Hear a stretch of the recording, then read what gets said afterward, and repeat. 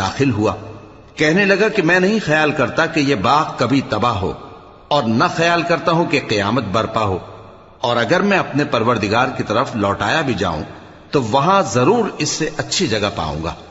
तो उसका दोस्त जो उससे गुफ्तगू कर रहा था कहने लगा कि क्या तुम उस जात से कुफ्र करते हो जिसने तुमको मिट्टी से पैदा किया, फिर नुत्फे से, फिर तुम्हें पूरा आदमी बनाया।